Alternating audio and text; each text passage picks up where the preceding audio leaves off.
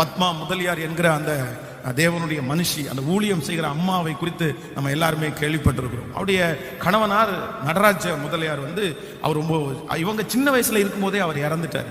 அவருக்கு அப்ப நல்ல ஏஜ். ஆனா ஆண்டவருடைய சித்தத்தின்படி 2 பேரும் திருமணம் செய்து குடும்ப வாழ்க்கையிலே ஒரு பிள்ளை, ஒரு மகள், ஒரு மகன் பிறந்ததுக்கு பிறகு திடீரென்று அவர் இறந்துட்டார். ஊழியக்காரர் இறந்துட்டார்.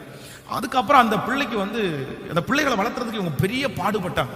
அந்த மகன் அவருடைய மகன் எப்பவுமே ஐயாவோட ரொம்ப அட்டாச்சா, எங்க போனாலும் அவர் கூட்டிட்டு போயிட்டு அவர் ரொம்ப நேசமா இருப்பார். ஒரு நாள் ராத்திரியில ஒரு 10 மணிக்கு அந்த பையன் கத்த ஆரம்பிச்சாராமா, மம்மி எனக்கு ஐஸ்கிரீம் வேணும் அப்படின்னு. உடனே அவங்க சொன்னாங்களாமா, இந்நேரத்துக்கு போய் நான் எப்படிப்பா ஐஸ்கிரீம் வாங்க முடியும்? ஐஸ்கிரீம் வாங்க முடியாது. இல்ல, எனக்கு டேடி இருந்தாருன்னா கண்டிப்பா எனக்கு ஐஸ்கிரீம் வாங்கி தருவாரு.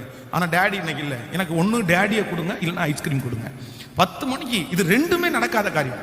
டேடியையும் கொடுக்க முடியாது. அப்போ அவங்க ரொம்ப சின்ன வயசு, ஒரு 32 வயதுக்குள்ளதான் இருப்பாங்க.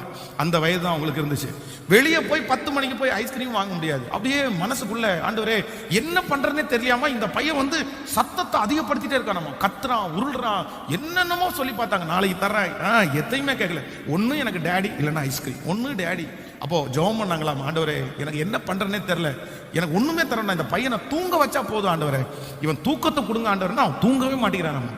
திடீரென்று வீட்டில் ஒருத்தர் தட்டுற சத்தம் கிடைச்சாமா. திறந்தா பார்த்தா ஒரு ஃபேமிலி பேக் ஐஸ்கிரீமோட ஒருத்தர் நின்று இருந்தாரு. அப்போ இவங்க பிரமிப்பா பார்த்தாங்களாமா, என்ன பிரதர் என்ன அப்படின்னு. இல்ல பாஸ்டர்மா, உங்களுக்கு ஒரு மாசத்தினுடைய முழு மளிகை ஜாமானையும் நான் வாங்கி கொடுக்கணும்னு மனசுல ரொம்ப உந்தப்பட்டேன். ஆனா இப்போ அது எனக்கு பண்ண முடியல. எல்லா கடைகளும் அடைக்கப்பட்டிருந்துச்சு.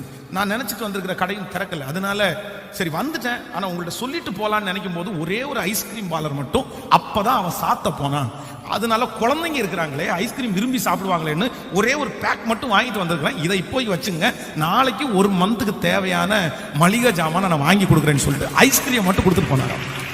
ஸோ அப்போ சரி, ஆண்டவர் எவ்வளவு நல்லவர், ஆண்டவர் எவ்வளவு நல்லவர். அப்போ ஆண்டவருடைய பிள்ளைகளே, நீங்கள் கலங்கவே வேண்டாம். நீங்கள் தேவனிடத்தில் விசுவாசமா இருங்கள். உங்களுடைய ஆவிக்குரிய வாழ்க்கையை சீர்படுத்துங்கள், உங்கள் பரிசுத்த வாழ்க்கையை சீர்படுத்துங்கள். உங்களுக்கு முன்பாக இருக்கிற பெரிய தேவைக்காக நீங்கள் என்ன செய்ய போகிறீர்கள் என்கிற கேள்விக்குறி உங்களுக்கு மனிதர்கள் போடும்போது, உங்க சொந்தக்காரங்க போடும்போது, விசுவாசத்தோட மனசுல நினைங்க, வானத்தையும் பூமியையும் உண்டாக்கின கர்த்தரிடத்திலிருந்து எனக்கு ஒத்தாசை. கண்டிப்பா நீங்க சாட்சி சொல்லுவீங்க. இந்த சத்தத்தை கேட்கிற எல்லாருமே சாட்சி சொல்லுவீங்க. நீங்கள் நினைக்காத ஒரு இடத்திலிருந்து உங்களுக்கு ஒரு உதவியை நீங்க ஆச்சரியப்படுற அளவிற்கு கர்த்தர் செய்வேன் என்று கர்த்தர் வாக்கு கொடுக்கிறார். ஆமேன் சொல்லுவோம்.